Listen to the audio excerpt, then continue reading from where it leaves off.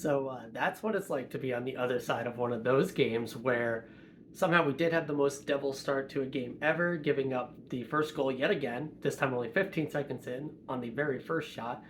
Then we give up the second goal on the third shot, and then we win the game 6-2 after our goalie almost stands on their head through a period and a half, you could say. Yeah, I'll go ahead and take that as the Devils win 6-2 over the Dallas Stars as we chased Ottinger, got a couple past Wedgwood, who has been someone that has absolutely floored us in almost every single game we played against him since moving him out. But hey, we'll take that W. We're now only 4 points back, as was said about a billion times on the broadcast, behind the Islanders. I think we're still like a good 6 or 8 points behind the Flyers. There's quite a few teams all in this race here, but I've been saying for quite a bit it was going to be that third Metro spot for us to get into, that the wild card felt somewhat out of reach with the way Tampa and Detroit were playing. Well, not so much anymore. Detroit has completely bottomed out. The Islanders, I think, are eventually going to fall back out of that position. Buffalo is heating up, and it's going to be an interesting race down here, down the stretch. So this should make a lot of Devils fans hopefully feel a bit better, as, again, playoffs seem to be right in our grasp. It's just, can we actually string some wins together for once? And that's really what it's going to come down to. It's a good stretch here with a lot of winnable games, but it's really about stringing them together, getting that confidence. And when your goalie has that start like that, still can hold it down mentally, physically, and, through actual run of play, gives you a performance like that to really seal the deal. That's gonna bring some confidence for the boys, especially the way Kaukonen played in his start. Yes, he didn't get the win, but he played very well. Complete netminder shift here might be the turning point of the season. Who knows? You guys know I've been optimistic the whole time, so of course I'm going to say this is our run to the cup. So let's go ahead and break this down. As I said, we did give up the very first goal there. 15 seconds in was not the way Jake Allen was wanting to start his tenure here as a New Jersey Devil, but it was a bit of a horrid defensive play there by Smith, even a little bit not so great there by Hataka, and that's just a prime real estate type shot. If that exact same play happens 25 minutes into the game, 30, whatever, it's like, oh, that's just a great play there by the Dallas Star, great shot, great goal. 15 seconds in, first shot, it feels real bad, but you can kind of live with that. Now, we did tie it back up off of the amazing individual effort by Erik Haula that has been missing a little bit more this season than I would say even last year. He was really quiet to start the first half of last year and then really heated up in the second half. This year, it's kind of felt almost as the whole team has gone, outside of a very select few players, where he has moments, but there's never been really a hot streak for Haula at all this season. And so it was great to see this goal. I know Team Tank really hated this one to start, but hey, can't hate this one at all. Some people will. I'll kind of talk a bit to some of those points that I'm assuming some people will bring up, like the shot against versus shots for, but that was just game score effects really for this one. So yeah, great individual effort by Haula in the offensive zone, intercepts a pass, some really good stick and puck work, and then just outplaying the goalie, deking to the far side, keeping it close and roofing it over. It's kind of actually how we scored a lot of our goals in this game.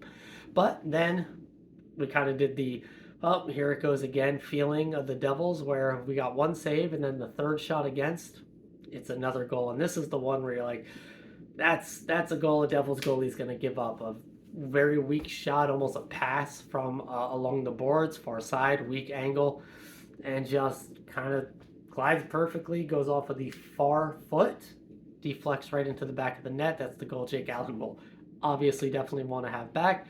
I'm glad the boys were able to storm back and make him not have to worry about it too much, as we did get the tying goal and what might have been the huge momentum shift in this one, as Tierney scores from behind the net, deflecting off of, I believe it was Heiskanen's stick, giving assist to McDermott and DeSimone, of all people, both getting their first points and assists as Devils.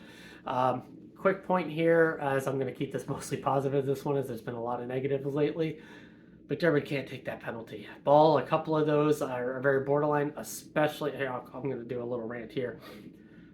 How they didn't get that trip call for the against us earlier on. I think it was still the first. There was so many different plays that happened, but I think it was still the first. They completely whiffed on a tripping call. We don't get a single power play in this one, and then sure, if you're calling it by the letter, I can definitely see the ball penalties. I don't exactly have qualms against those, but then when you don't call a couple hits against Mercer, I think Mercer even took 2 or 3 of those just himself. There was a couple board plays that were borderline. It's like, if you're going to call some of those against, you call them on both sides, or don't call them at all. I would have no issues with those either if you're going to let those gray area borderline type plays just go. But yeah, whatever. Instead, just go back to it. McDermott, you can't take that penalty. You're on the ice for so little time. I'm okay if you're going to take the penalty of retaliating off of if a guy takes a liberty on one of our players, like you tried to do with Rempe. You're going to go in there, take an instigator or something. I'll live with those. But that penalty there, you just can't.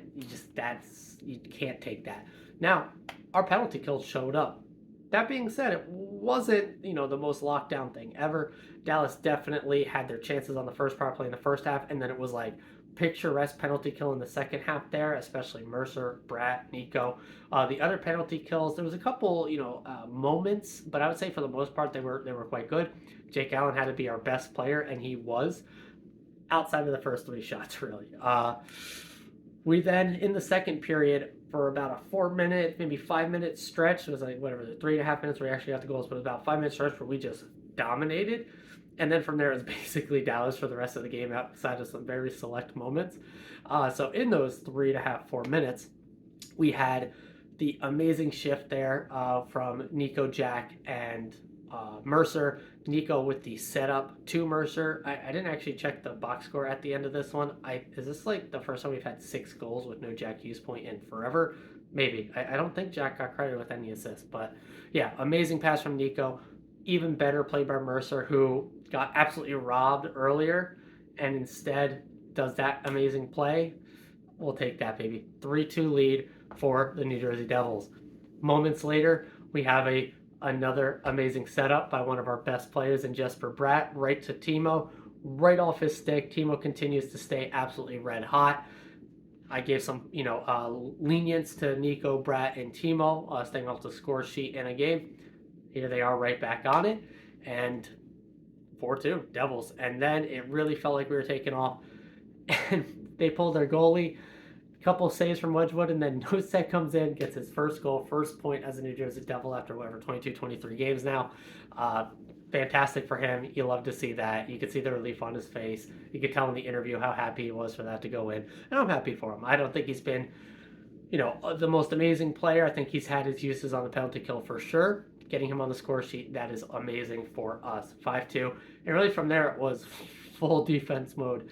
Outside of a Jack Hughes play that he almost scores on, a Holtz breakaway that he almost scores on, Holtz does get the 6th goal for us off of Tierney, and Timo forecheck was amazing. He was against Sutter, who's basically past pasture, but gets it to Tierney, who then gets it over to Holtz. Holtz doesn't miss on that pretty tough angle, but wide open net.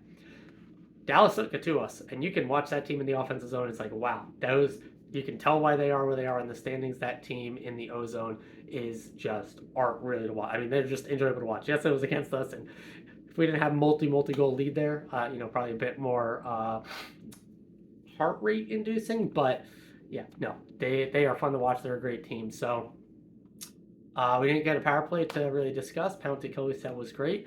The lines, can't argue with them. They worked, and against a very good team. Yeah, their goalies did not have a good one, but that's how it's going to go. We got some depth scoring. We still had a Timo goal, and we had some setups by Nico, Bratt. Jack was involved, but again, I thought Luke looked great. Nemec continues to just be phenomenal. D. Simone, let's give him a little shout out here. The guy had game of his career here. Absolutely amazing. I don't see how you can't take him out after that, even if Marino's back. So Hitaka's probably got to come out there. They're not going to take out Smith. They're not going to take out Ball. They're not taking out the rookie kids. So it's probably going to be Hitaka coming out, who had a really good stretch in his games before this, but I didn't think this was his strongest game without looking at anything beyond the eye test. So I don't see how you could take out Simone, but I guess, if you're talking handedness, I don't, that's where I don't exactly envy the coaches in those decisions there. Games coming up. We got Arizona at 5 p.m. on Saturday into a back-to-back 3:30 start on Sunday in Vegas. I hate those less than 24-hour turnaround games. Double away, double travel. Ugh, those things are rough. But no excuses. No excuses. They win both of those games. Who knows? You go on a run from that point, right? So I think my phone's really close to dying here with this late game. I don't want it to die as it has done to me on previous videos. So I think we're going to call it there unless something comes to me real quick on a player or somebody want to shout out. I know Holtz started on the third line, got bumped down to the fourth. Death Pieces kind of did their thing. Again, we almost got, I think we did get doubled up, or it might have been almost doubled up by the end, up on shots. But game score effects, we stuck with it through the first. Both teams, a very good goal and then a very lucky goal. Then we took the game in about a 5-minute stretch early on in the second, and then from then on, it was all Dallas. Some of the power play helped there. They had one power play that gave them momentum, and I think it was really from the power play after we made it 5-2. They got a power play. They didn't score on it, but basically from that moment through the end of the game, Dallas never let up. And shout out to the boys for doing that. Oh, my light just went out, so maybe that's my signal to go ahead and call it here. So yeah, that's gonna do it, guys. So until we win the cup this year, and even beyond that, as always and forever, let's go Devils, baby.